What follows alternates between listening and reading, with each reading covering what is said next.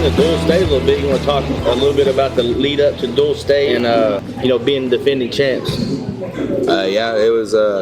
Honestly, I was really nervous, and I mean not nervous, but just like I don't know. I felt like we were getting just zoned in on what we needed to do, and winning as the 2 seed, and that was good for our kids. Like it's kind of nice to be like doubted a little bit, get a little chip on your shoulder, and that was good for our kids. And winning as the 2 seed, and like we wrestled really 3 hard matches in a row. Like the scores all reflected like at least a double-digit lead in 2 of those matches, but like man, they don't realize that's 1 or 2 matches, usually 1 match flipping in both duels. And I don't know, it was just an overall like really good team effort. I thought the kids wrestled well. I don't think the kids wrestled like to the peak of their performance, which is what we talked about a little bit previously, and that's good. We had to go back and work a little bit this week and get back to the drawing board on a few kids and work on a few things. Like today we'll have a really good practice, and then right back into regionals on Friday and Saturday, with the boys. The girls just finished up regionals on Monday and Tuesday. Today's Wednesday. Just kind of letting everybody figure out our timeline here. It's like, yeah, we defeated Guthrie first round, 40-30.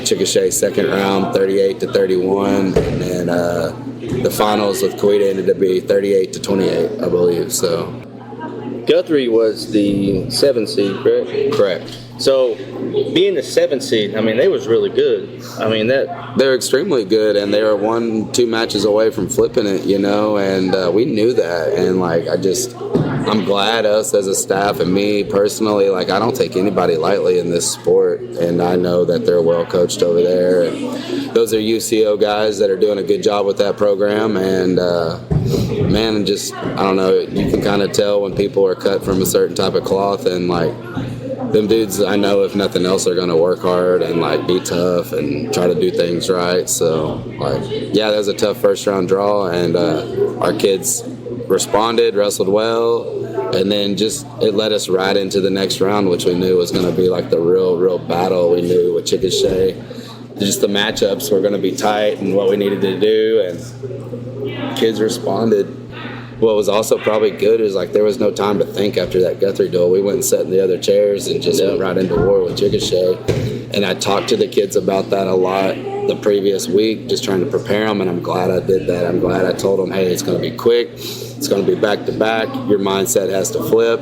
You have to eat in the duels. We were having kids eat on the bench, hydrate on the bench, and just try to do like things that you don't think about normally, and luckily I have a good enough staff with you and Coach Baker and Coach Tucker and then Coach Jackson over there whipping up the book all the time, and that's just like being able to trust people to do their jobs and to get the kids right. And not only you guys, but I'm telling moms and the parents, hey, make sure your kids are eating, drinking, doing things right, and just it was a good collective overall, just team effort, community effort. Like there's lots of Elgin people there supporting and like really appreciative of, and just a lot of people that have no ties to the program, like family or anything like that. They just love to see Elgin sports succeed and just like to come be a part of it, and like their businesses do a great job of like representing. Like Chris Hayes is one I think of, like just being there and supporting us and like putting us on his billboard and just like celebrating our kids doing what they're doing. I think that's a great way, like make them the town heroes, instead of the people you see on TV and these other social media outlets. Make these local kids the superstars, and that's just like those are the type of people that were there supporting us, and I'm glad to see that. Fortunately for us, we wasn't really unprepared for any of the duels. We knew exactly what was going on. We knew the matchups was going to be tough, even the Guthrie duel. And then moving to the Chickasha duel, we knew exactly what we was getting into with that. Something that we kind of anticipated throughout the season. And then, is there anything that stood out to you within the Chickasha duel that you want to address? I just think how well prepared, the kids were mentally for that, and then just also as a coaching staff, I feel like I'm in no way talking about myself. I think just as a collective whole, we did a good job of like down to the matchups we needed, down to what kids needed to do, and then back into the room where we didn't just talk about these things. We worked on these things. We worked on certain scenarios. We worked on stuff that needed to be worked, and how you develop just a game plan, and just how other coaches are picking kids up while other ones are holding kids accountable. And I don't know, just I think that stands out to me, is just like, I feel like we were well prepared for that, and I feel like just I'm grateful to have that many resources. And like, guys, it is what it is. A lot of them are free resources. Like, I'm using my free resources the best I can, and I don't know, just a lot of good men that are trying to invest into the program, and we see all the love like we get back on social media, and just the support in the community. Like, I mean, people do, they treat us well, and they want to support these kids, and so like we're trying to give you everything we got when it comes to that. So going back, going to the seeding and stuff. So like, on paper, our toughest duel was probably the Chickasha duel, right? Right. Doesn't necessarily mean they're a better team than Coweta, but Coweta was just a better matchup for us, if you will. Correct. You know what I mean? Correct. Coweta had they was undefeated this year. You know what I mean? There's something to say about that. Right offhand, I couldn't tell you how they dueled, though. You know what I mean? But I look at our record, and I think, the duels that we had, and I think we made a statement where we went. And we even went out and, we dueled Tuttle, too. We're looking for them tough matchup. And Marlowe, which they won state this year, too, and we beat them. And I never really, try to exceed 10 duels a season. Like, on my record, I'm never probably going to be one of them coaches that has, a ton of duel wins. I mean, I don't know, just God willing, I'm able to do this for a while, but just because there's never more than probably 10 a year, we don't see any dual tournaments or anything yet, and then still amazingly, we're a really good dual team, right? And I think just chemistry's built a little bit through the battle, and through the adversity, and I don't know, we challenged our kids the whole month of January, like we talked about leading into it, and there was some adversity in there, definitely, but we came through the other side, and we're still coming through the other side. Like, by no means are we letting off the gas right now. Like, we're right back to work. We're focusing on regionals and state, trying to lock in on that thing, but also the kids are relaxed, and that's a good place to have them too. I tried to have them relaxed before that dual state, situation, and just having fun and doing other things besides wrestling together. We're in here playing basketball and hanging out and just trying to do stuff to take our minds off of really all the training we've done all year. The training's done pretty much. We're making last minute adjustments and trying to fix some things, but we finished running this morning. We'll run one day next week at least, and then that part of it's there. It's all mental. Moving into, one thing about the aspect, we had an injury this year with Jack Ansley, so that kind of the roster, we had to make some adjustments and bring some new guys in. Is there anybody, and we had to make some adjustments and bring some new guys in, but that kind of isn't really, that's not new to us, because we've had, in the last year we brought Shay in. Shay he was pivotal for us to win dual state last year. Yeah. And Shay's, he's been pivotal for us this year too. He's not been the starter every time, but he did it the Big Four. He coming in represented for us, but it's being a good practice partner, so. And morally, just for the morale of the team, I should say, he's tremendous. I've been bragging on him all week, just man, he's a pleasure to have around, and supports his teammates, and just let me finish on that. But go ahead. Yeah, I mean, he just one of them guys, and you got, the guys that stepped up here for dual state to come in and represent for us, ready at a moment's notice, if you will. We pulled them. They was here. They practiced with us, and next thing you know, they might be competing. Yeah, and our dynamic in the room's kind of weird. Not weird, but it's how it should be at the end of the season. Certain kids are getting cut at the school bell, because they're not quite competing yet, and certain kids are here to be practice partners, and the certain kids are here to train, and that's how your room develops throughout the year, and. I don't know. We threw several kids in there and called their number. Just because you have an injury at like one weight, it affects like multiple weights trickling down. And like Daniel Becerra wrestled 2 duels for us and got his arm ripped off in 2 duels, but like tried to battle and did what he could. We threw Junior Juan Soto in there in the finals. He wrestled in the dual state finals, the only duel he's wrestled for the high school all year pretty much, except for maybe one other. And so like we threw him in there, bumped up a weight. He took one, but fought it all he could. Romero Granados, we threw in there at 165. He was open the dual state duel, like with his first ever, like probably high school duel he's wrestled in.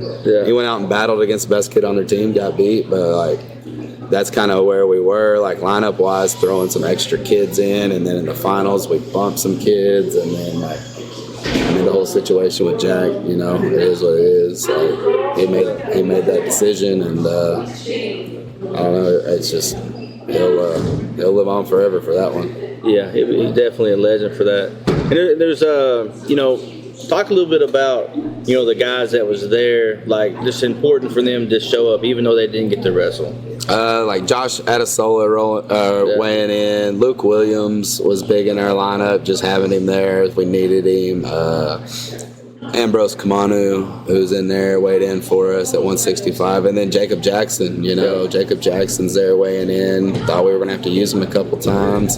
And then Zayden Roberts, who's always there, like at a moment's notice if we need him. And then Shay. Those are guys that just weigh in. And we had them there if we needed them, And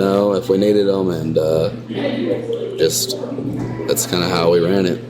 Some of that goes in twofold. Even though, we go and like you talked about earlier, like we're really not too surprised with anything just because of the preparation that's put into that. But, so we know sometimes that them guys probably ain't going to step on the mat, but we're prepared if they do have to. But, sometimes their role is just there, like you talked a little bit about Shay earlier, is to be a part of the team, to help the morale, you know what I mean? To keep everything going just like we would in the practice room.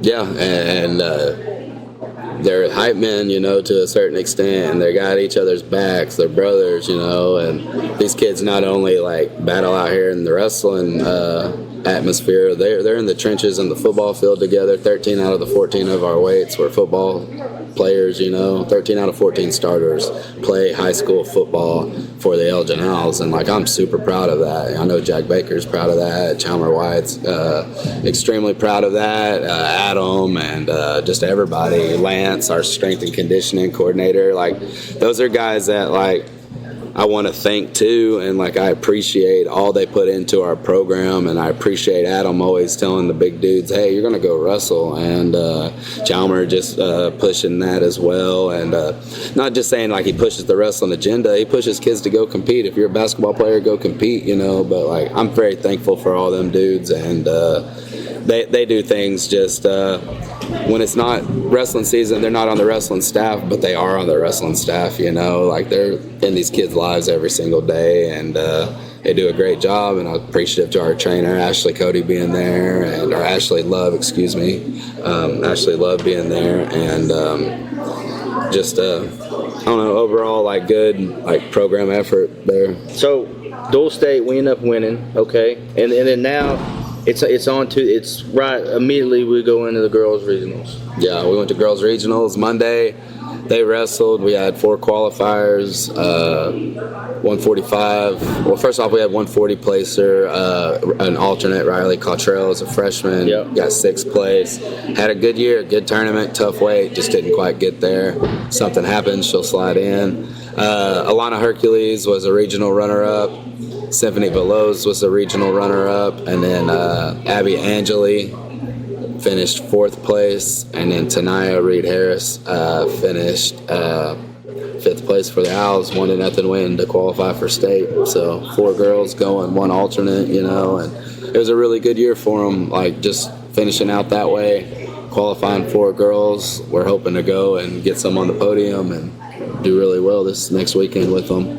Even the girls that didn't make it to the big show this year, we had some girls that stood out. We had Sydney shouldn't win a match this year. She was able to go win 2 matches at regionals. Kind of a big stage. I feel like Bailey stepped up there at the end.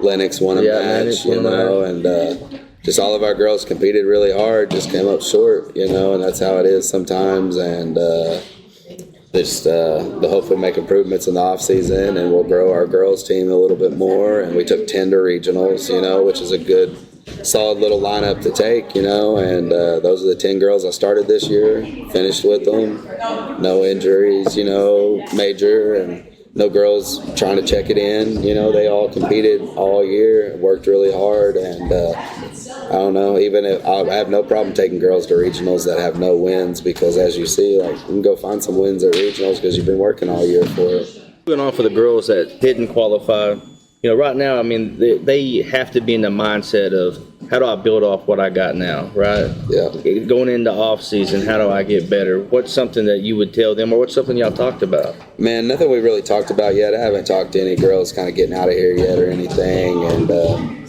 something that I'll tell them to focus on, the same thing I'd tell our boys, is like, you can make a decision here, like you forget about wrestling for the next few months and you're glad it's over, or does this light a fire in you where you continue? Like, you take your time and you recover and you refresh from the season, and that's okay. But man, you decide, like, wrestling can't start back up in August, you know, like it's something that you have to carry with you and you have to continue doing. And even if you're just in here practicing, you know, we give people a lot of opportunities throughout the spring and summer to compete and to train. So now, you know, girls regional is over. We're moving right into boys high school regionals. Correct. Yeah. Like tomorrow, I'll go for the seating meeting, or to the seating meeting for them guys tomorrow night, and then they'll compete 11 a.m. Friday morning. We've talked about it in the past a little bit with the junior high state seating meeting, but you want to touch on it again, kind of with high school state? Yeah, the regional seating meeting is really important, you know, because top 5 qualify, and like that matters, like getting kids on the right side and like kids you beat this year, and just different things like that. And just as a coach, we try to prepare really well, and we try to make sure we make the best decisions for kids, like where they're going weight-wise and what they're going to do in preparation. Not only for regionals, we try to see everybody, but like I think we try to get the seeds we want, the head-to-heads we want, and the common opponents. And so yeah, the regional seeding meeting is extremely important. So for you know, our audience members that their kids haven't made it to high school state yet, but they're still competing in youth, the difference is, like, when we do the city meetings for youth, different dynamic in that is, especially this year, what they did is they did a challenge for true second at regionals for youth wrestling. Right. Can you talk a little bit about that and how that may affect something, good or bad? That's good at regionals, and it kind of takes the seeding out a little bit. Like, the seeding's important there, but like you're going to figure out who can get into the finals just by wrestling that true second match. And then for high school, there is no true second or anything. And what they did, for at least when I was in college, is the top 4 qualified for nationals, and they had a true 4th place match, you know. And if you finished 5th, you had to wrestle for true 4th. The top 4 got to qualify. So that would be something that would be kind of interesting to implement if we were ever in that situation. But we wrestled that 5th and 6th place match for the high school regionals. So like seeding matters, at least, so like you want to give your kids the best shot to get into the semis, because once you get to the semis, you have 3 shots winning 1 match to qualify for state. So that's like the big goal. It's like we try to get to those semis on the front side, and seeding's important there, you know, if you're a 4, 5, or 6 seed, or a 1 or a 2, you know. Right. Moving on past regionals, a big difference is too with youth state is they do a challenge for true second too, and then when you get to high school, they do the pigtail matches. Can you talk about that a little bit?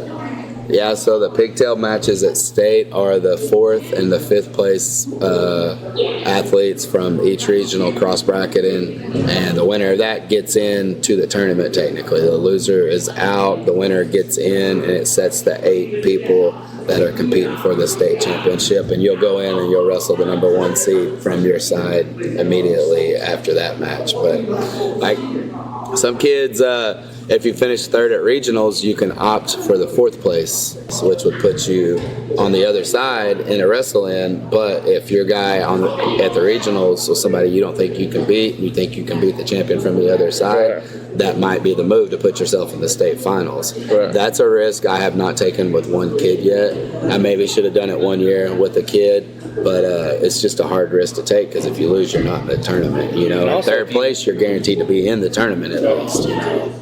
Also, if you win, though, too, your first match is the 1 seed, correct? It is, but from the other side, if you think, but like, yeah, you have to get them early in the tournament. You know? And sometimes that's not a bad thing. That's not a bad thing. You've already wrestled a match, you're warmed up, you're going in against the 1 seed that you think they're better. They might be cutting weight wrong or something. You might go out and have a good match, and then you've set yourself for a semis match against a kid you might have already wrestled before, or you think you can beat, and you're into the finals with that regional matchup you had by opting to the 4 seed. You know. Can you talk about the weight changes at high school regionals? Do you have an opportunity to change kids' weight, weights they certified in? That's like the last minute thing. You go into the seating meeting. If you have any like changes you need to make, you can change them right before that. But like normally you're pretty prepared. You know, I don't think we'll have any changes like that. But have you had that in the past? Yeah, like Strange one year, I bumped him up last minute, and it helped him qualify. He almost placed. It's just, as a coach, if you see that, you talk to that kid about that decision, sometimes it's a good move. So with you, they take the top 6 from each region this year, right? Correct. So that makes the bracket a little bit bigger, but also like when they do challenge match for true second after that, I agree with it. But sometimes I don't, you know what I mean? Some kids, like, they just go right into a battle for first, you know what I mean? I've seen challenge matches are hard as hell. I've seen overtime matches for first place. A kid will lose his overtime match, and then like 15 minutes later, he's getting challenged for second. You know, he has emotional dump. Plus, he's tired because on top of that, the person that just got third, he went out there and pinned his kid quick. You know what I mean? So he's still fresh. You know, he's just warmed up, you know? The hardest match to wrestle there. Yeah, definitely. Is that something you ever experienced? Not me personally, really, but like I've had it with kids, definitely. Right. And you got to prepare them. Like you got to just say, all right, next thing up. Right. And I've had kids overcome it from both sides, like from the second place winning, third place winning. Jack Angeli challenged for second at Gary, didn't win, you know, we lost that one. Yeah. So yeah, that's a hard match, and you got to mentally prepare your kids for that. Let's back up just a sec. You know, after regionals, we know who's going to state. Mm-hmm. What's the preparation like that last week versus the week before regionals? We'll still run one day and like blow our lungs out a few days and get some goes in, but live wrestling's limited. Like we try to control everything really well and just make sure like kids are just tuned up and ready to go. Like no injuries happen, nothing crazy, you know. Could you explain a little bit, like when you say blow your lungs out, can you just talk about that a little bit, just for the audience that don't understand it? Like you want kids to feel their lungs burn a little bit when they're out there wrestling. Not only like just to help them shape-wise, but like if they're cutting weight, it's good to experience that while your weight's down and just be able to push through that a little bit. Earlier in the season, maybe midway through the season, intensity is a little bit higher. You know what I mean? And then versus these last couple weeks, like the mood changes a little bit. Yeah, man, I try to keep it light with the kids. Like we're playing basketball, we're playing other games, just try to take our minds off of it. Still compete. We're drilling, correcting mistakes, working finer things, you know, but like I said, just live wrestling's really controlled and limited. And we try to keep kids from just beating on the same kids they've been beating on all year, because sometimes it overboils a little bit in here, you know. Right. With Jack being injured, is there going to be any holes in the lineup, or are you going to try to fill that with somebody? We'll try to go with 14, but if we don't, we'll be all right. But we'll try to put somebody in there and at least give them an opportunity to compete. You know? You got any ideas you'd like to put out on air right now? I mean, there's an opportunity where Jacob Jackson might wrestle, Romero might wrestle. Probably not, but like maybe Josh Adesola, maybe George is there. Like I said, we bumped Jacob in. We just don't know yet. Is that being this, kind of late in the season? I know like challenge matches could be potentially hazard too, but is that a challenge match situation, or is that an eye test? Man, it's something we kind of already know, like who can beat who. Right. It's just who's practicing hard, who's showing up, who's acting like they want to be here. Makes a big difference too, you know. Right. So that'll help us make our decisions. When you say acting like who wants to be here, you're saying that because you don't want to bring somebody that might bring the team down morale-wise? Because it's a clique. It's not only the coaches see it, the kids see it too, right? The rest Yeah, you just want, like, kids notice other kids are working hard. They notice if kids are here for practice. They notice, like, what their effort is and, like, is this person going to try to contribute or are they just wasting a spot in our lineup, you know? And the lineup spots have been precious this year, I feel like, and I'm proud of kids, like, competing for those spots and making them precious because, like, that's what good teams do. It goes back to what we've been talking about since, man, you've been doing this podcast is iron sharpens iron. That's right, man. We'll keep doing it.